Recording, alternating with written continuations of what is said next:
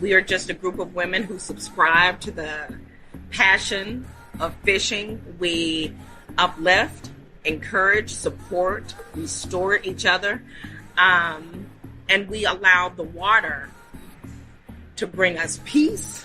We allow the water to bring us food, to sustain us. Welcome to the Woman Angler and Adventurer Podcast, inspiring real women with a passion for fishing in the outdoors to go get their adventure on. Now, here's your host, Master Captain Angie Scott. Hey everyone, welcome to another episode of the Woman Angler and Adventurer Podcast. So I gave you a little teaser last week, sharing some memories from my first iCast experience. And we're back down here again, 2023, first year fishing the iCast Cup. And my partner, Jeanine Blair, is here as my guest today. We're going to talk about our experience. This was Janine's very first tournament experience, so we're going to kind of hear firsthand her side of how that went. And before we get into it, I do want to give a big shout out to Freedom Boat Club because they sponsored us for this and gave us this opportunity to have this experience. So thank you, Freedom Boat Club. Of course, I work for them, and they sponsor my tournament fishing, the Freedom Boat Club of Tennessee. So I really appreciate everything they do. It's to support women in fishing, and women in boating. Jeanine, they also help you out too, right? Yes, they do. Yeah, I am a member of the Freedom Boat Club out of Galveston, Texas. That is my home. That is my home marina. Yep. And so you've done the training, and now you can take ladies out. Yes, I can. Yes, I can. Freedom Boat Club is absolutely amazing. It is one of the best things that happened to our group. I am now able, which I wasn't before, to learn how to. I learned how to drive a boat. I've driven a John boat, little clanker, but it was a different experience. I started out on the Tritoon, and he was like, "Okay, I think you're all right. You can dock it and everything." So let's go to the offshore boat. That freaked me out. It was so many switches, the trim tab and this and that. If the boat goes this way, do this. But Wes at Freedom Boat Club is absolutely amazing. He was very thorough. He was very patient with me. I took probably 10 to 20 women out so far. Wow. Just out fishing. And we caught sand trout, flounder, shark. Nice. Yes. And it's all because of Freedom Boat Club. Very cool. Well, thanks again, Freedom Boat Club. And we'll talk a little bit more about your group, Fishanistas. Mm-hmm. But before we get into that, let's talk about this tournament experience. So did you kind of know what to expect, or what were your thoughts? I was a blank sheet of paper. I can know you remember me reaching out to you. I was like, Angie, I'm getting cold feet. I don't think I can do it.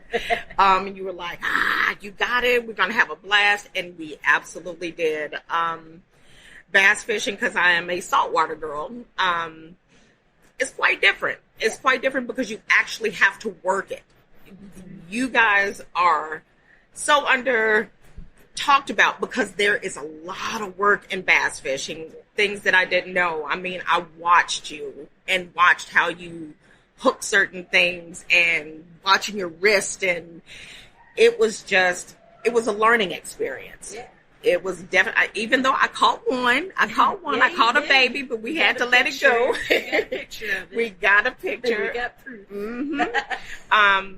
But everything that you told me to do, I did, and it worked. It absolutely worked. It was a little slow. It's a hot Florida day, mm-hmm. and so when it gets hot like that, the fish get a little more finicky, mm-hmm. a little more lethargic.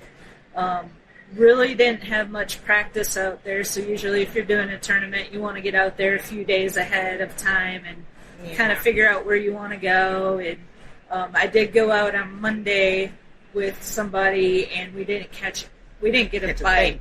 And this guy knows this lake, so that kind of tells you what we were up against. And so I didn't know how our tournament was going to go because I had nothing to go by. Right. But I had an area in mind where I wanted to start, and since it was only a 4-hour tournament, I didn't want to be moving around the lake. Right, wasting time. Yeah, Tillamook is a big lake. There's a lot of different places you can run, but you're burning 20 minutes in between, and that's time your line's not in the water. Right. And it's also a very, very grassy lake. So Tuesday morning of the tournament was the very first time my boat even touched the water there. So I hadn't driven a boat on Toho myself. And so it was a little bit intimidating just because it's a super shallow lake. Honey, you handled it. Grass. It doesn't look like it intimidated you whatsoever. You cut through the grass, the lily pads, and I'm like, look at Ange. Yes, you did that. Yeah, and, so we both kind of had knots in our stomach in the morning. Yes, we did. Yes, we did. So we had to get there at 5 a.m. was registration, get everything set up, our gear set up on the boat, ready to go, pitch dark out still. Got in the water, had to wait for the meeting. So there's this whole kind of progression of events. Just a routine of the signing in, it was the meeting, then it was prayer, and then national anthem, and after that, I really liked the way that they had the boats situated where they were grouped. 1 through 23, then 24 through 46. It was such a smooth launch. Nobody got really in anybody's way. Everybody was cordial on the water, and I had heard so many bad things about bass fishing tournaments and how not so nice people can be. Didn't run into any of that. People were extremely kind. They were respectful. Nobody really got up in our area. And that's what I was so surprised, because you know how, and I'm not beating up on men, but sometimes men feel that they can do that. They can encroach on your area. And if they feel or see you catching something, they're like, let me get a little closer to see what they're throwing. Yeah, no, we didn't have any of that. And I was so happy. Yeah. So happy. So when we got to the spot I planned on starting at, there was already a boat there. And so we started several distance down from them as to not get in their area. I very quickly realized that it was a guide boat, and they were fishing for bass with live shiners. Right. And that's not allowed in our tournament. So no live bait. Right away in this area, we're kind of at a bit of a disadvantage because these bass have these, big, nice live shiners they can go after. And we're fishing with plastics and hard baits and that are not alive. But we gave it our best. We couldn't get any to come up on top water, unfortunately. That was kind of what we were banking on. Yeah. And it just wasn't happening. We tried. Yeah, I threw the frog for probably about 10 minutes. Got rid of the frog, put the worm on, and the worm worked. Yeah, the worm, bites. Yeah, the worm worked. And I tried spinnerbait, chatterbait, just to see. I threw a rattle trap a little bit. Tons of grass, and so you get hung up in weeds a lot. So we both kind of went to the weedless Texas rigged speed worm. Threw that for quite a while because we were getting bites. And then that guide left, and we gave it some time. And I started thinking, let's go back over there. Yes, because maybe he's got these fish primed up, ready to go. Pumped. I put on the Wacky Rig Cinco weedless on a weedless jig head, and very quickly put 2 keepers in the boat. Yes. So, yes. And Good Jeanine had already got hers on the speed worm. Yes. Just unfortunately wasn't quite big It enough. wasn't big enough. But I was still happy. I caught a fish. Yeah. I didn't get skunked. Yeah, that's the big thing. You don't want to get skunked. We got to cross the stage. Yes, we did. And that was my first time. And when I tell you, as many times as I've seen it on TV, I never saw myself there. Never, ever. I watch the bass tournaments faithfully. I watch all kind of fishing tournaments faithful, and I never see myself doing that. And having this behind me, I told you guys that are listening. I told Angie. I told her, don't make me like it.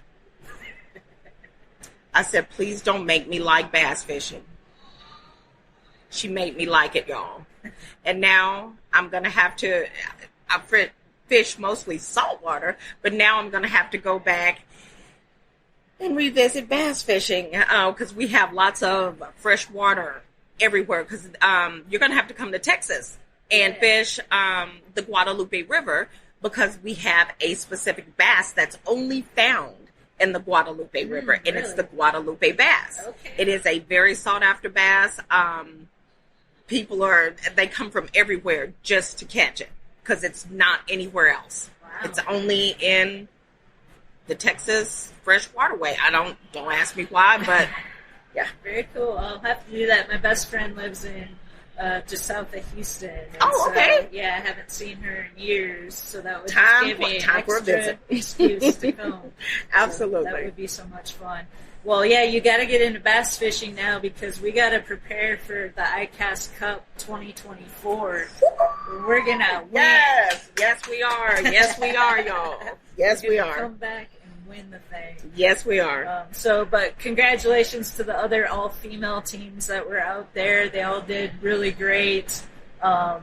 Rhonda Pitts and Emily Freeman, I believe, won for the women's side. So now they go on to the next. Yep, they qualified to fish the Pan American Black Bass Championship with Team USA. So shout out to those ladies. Congratulations. I know Denise Estrada and her partner did very well. Yeah, they came in second. Brought in some really nice fish. I think... Is there two other all-female teams? It was, I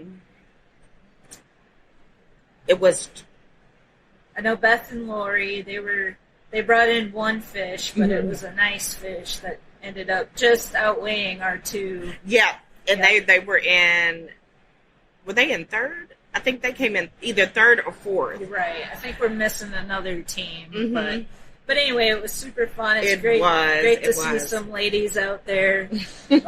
Hopefully, we'll have more teams next year. Yeah, and yeah. So that's what that was one thing that surprised me was the number of boats that was there. I guess just watching the bass tournaments and watching the launch after the national anthem.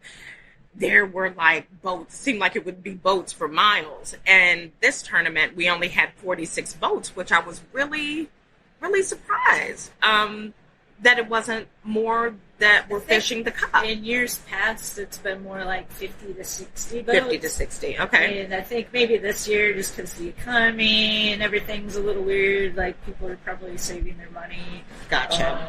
I don't know. That's just my guess as to why it was a little lower.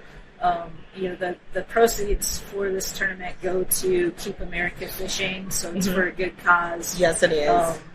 There's no big cash prize for winning. It's a trophy and bragging rights, basically. Sometimes that outweighs the money. You're just knowing that you've accomplished something of that magnitude. Right. I can't even imagine catching a 5-pound bass.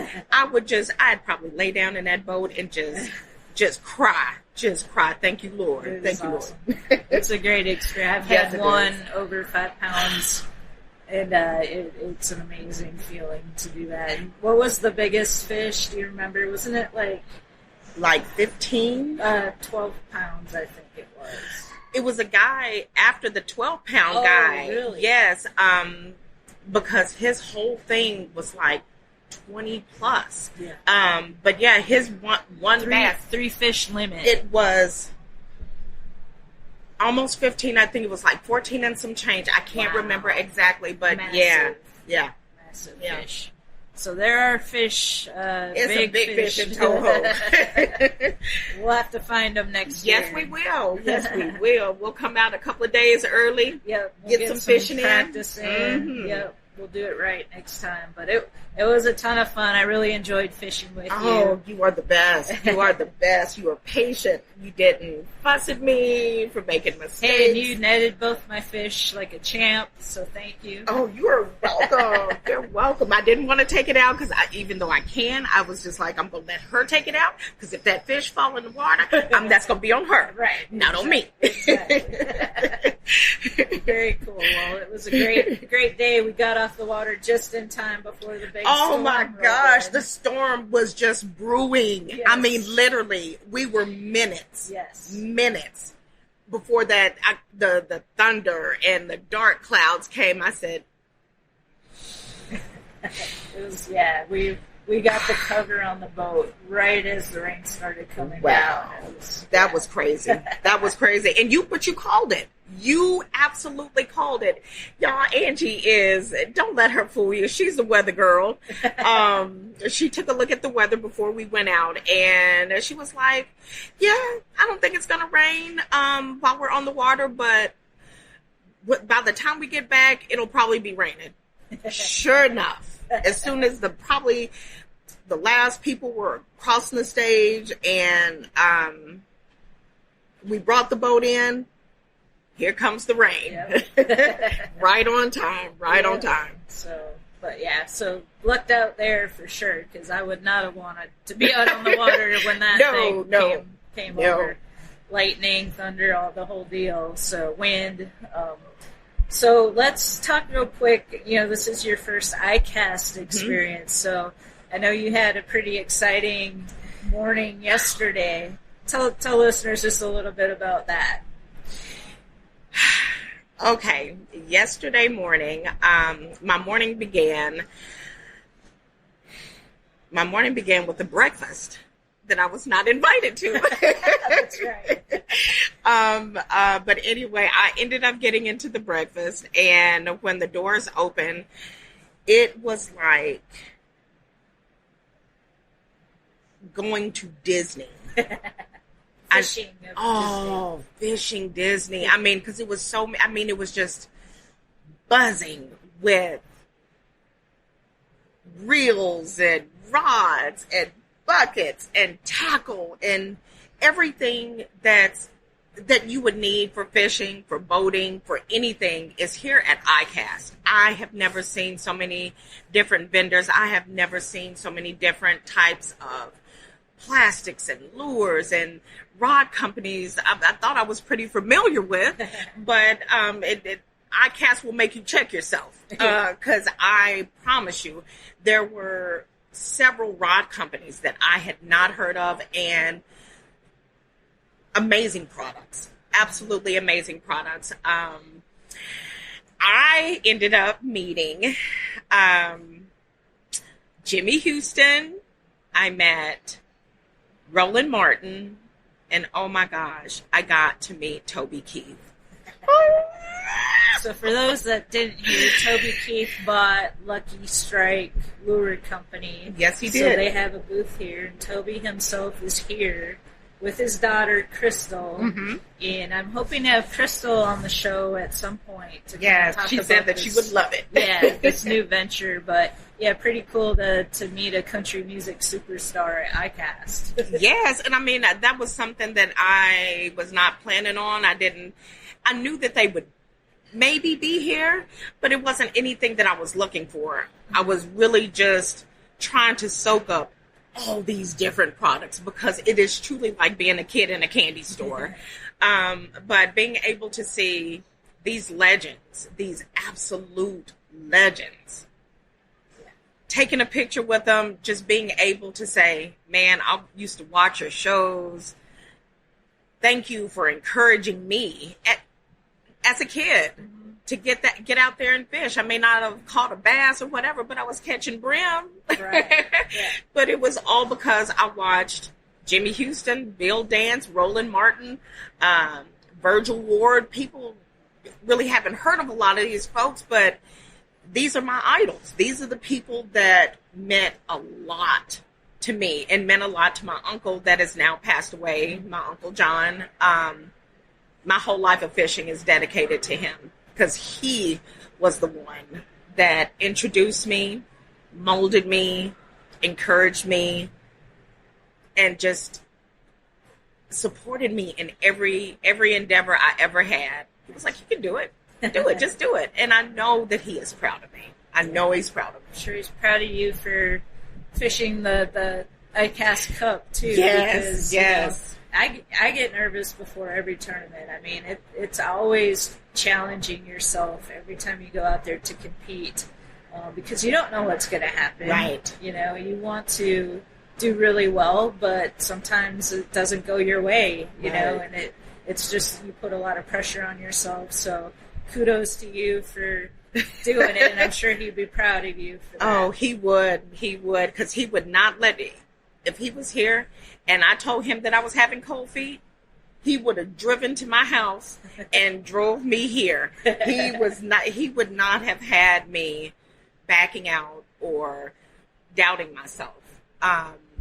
He was just that type of man. So I'm just glad that I had the opportunity to fish it. I'm glad you did too, because we had a ball. So last night, the women's event. What did you think of that?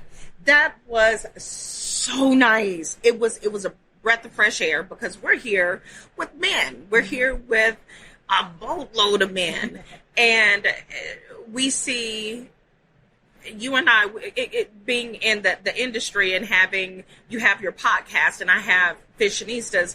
A lot of these women we see on social media, and we never really we'll say something, inbox each other every now and again, but it's never been a face-to-face. Being able to meet a lot of these amazing women, these amazing angler, boat captains, all of this that work in the industry, just being able to be in their presence, it was absolutely wonderful. And it was so casual and so comfortable. I didn't feel like I didn't belong. Because you know how sometimes you can go places and you're just like, just let the time hurry up. I was so tired, but I did not want to go because it was just fun. It was absolute fun. Everybody had smiles on their face. Nobody was bitter or sour. And that just shows you the strength, the tenacity, the love of women. We rock. We rock. I forget how Debbie Hansen worded it when she spoke on behalf of Montauk, which was one of the sponsors of last night's event. I'll give a shout out to the sponsors as well, St. Croix Rods, Costa Sunglasses, Native Watercraft. They all stepped in to help make that event financially happen because somebody has to pay for the space and the food and the drinks. But Debbie said something about look around this room, like we all lift each other up, and that's, what makes... But that's what it's all about. That's why women are so different in the industry. And you're going to see a whole lot of women just surpassing the men. They are just going to... They're going to fly. I'm serious because we have, as women, we ground ourselves in each other. When I know that I'm having a rough time, I can't understand a knot, I know I can call one of the ladies in my group. And I'm like, I'm so frustrated. I can't get the polymer knot. This is one of the most famous knots. I'm like, am I just that mentally incapable of learning how to tie this knot? I can tie just about every other knot. But that's a whole nother rabbit trail. But my goodness, we do. We encourage each other. We love each other. And women are going to rock it out. Just wait. Just wait. Next year, I hope, we do it again.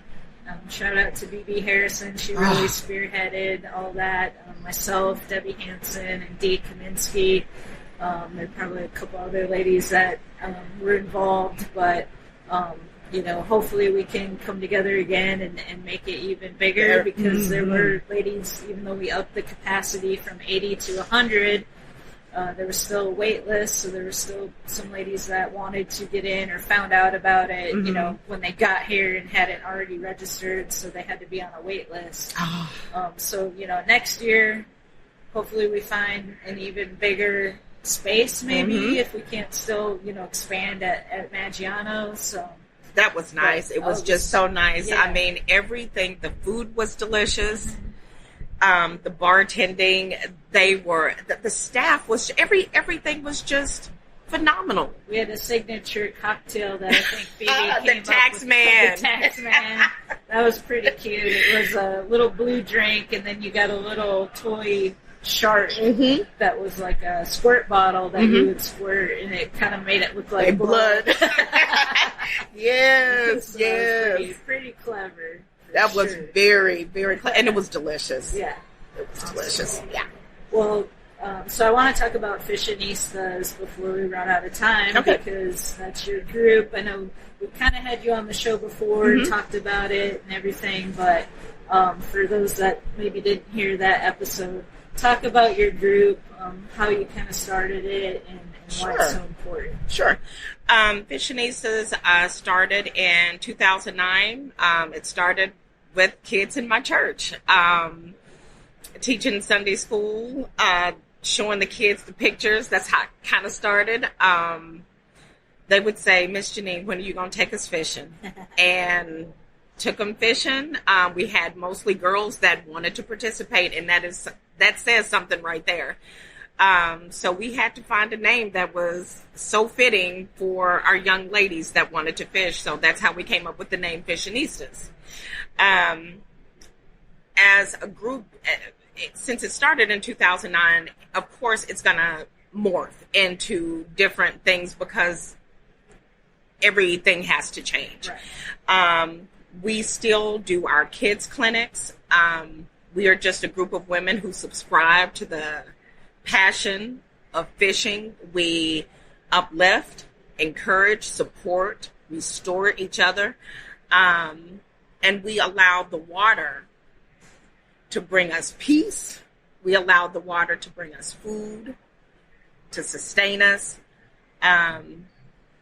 We're just a big old group of women that love to fish, talk junk. So if you're interested in joining, look us up on Facebook, Fishanistas, and we would be more than happy to have you in the group so you can share your photos. And a lot of times women who are in the group, they were like, "Oh my gosh, I just wanted somebody to fish with." And now they found somebody that was in the group. Oh my gosh, we're neighbors. So a lot of it just works out perfectly, but we're just here to teach women, encourage women. Even I have issues with confidence. That was my word for this morning. Mine too. Yes, because I find myself just like with the bass tournament. I found myself doubting myself, like, you can't do this. Who do you think you are? And I'm like, I can do this. Just having to pump myself up, but having that support behind you. I was getting text messages. "You got this. You got this. I know you're worried, but I know you got this." And that made all the difference in the world. All the difference in the world. So women, we need each other. We need each other. So find you a group. If you're not in Fishanistas, find a group. Get connected in your area. You'll be surprised of the friendships and relationships that come from just being on the water together. It makes all the difference in the world to have that support system. If you're just out there by yourself, I mean, that can be tough. So very tough. It's good to have people that you can bounce things off of, learn things from, and just support each other. So, right. We'll put a link to the Fishanistas Facebook in the show notes for this episode. Do you guys have anything upcoming that you want to Yes, we do. We have our women's clinic coming up July 29th at Highlands Bayou in Lamarck, Texas. We also have our meet and greet. Our first meet and greet, our first real meet and greet. That's going to be in October. We chose October because it's Breast Cancer Awareness Month. We are actually doing a tournament. It's called Tatas for TT. And the just quick story behind that, my cousin, Jaron Sorrells, passed away from breast cancer in 2021. She was not just my cousin. She was my sister. We called her TT because the girls felt she was their aunt. That's all that they knew as an aunt was TT. So we're doing the tournament Tatas for TT. If you are wanting to sponsor or donate baskets or anything for the raffles, please feel free to contact me. Angie has my information. She'll put it up on the podcast, please. Absolutely. But yeah, those are the two things that we have coming up for 23, and for 24 we have 3 trips that we're planning: Alaska, Puerto Vallarta, and Costa Rica. Wow. Very cool. Exciting stuff. Yes. Very exciting. Well, thanks. Very exciting. Hey, that's what, sometimes you gotta go out on a limb, and Yes. those are the best experiences. So, well, I'm so glad you're here. Enjoy the rest of the show. Safe travels back home. And I'll look forward to hopefully getting to fish with you down in Texas. Absolutely. Yes. Come on down. And we're going to crush it again. Yes, we are. Next year, oh, baby. Y'all better be ready for the headline. All right. Well, it was a pleasure chatting with you, and we will stay in touch. All right.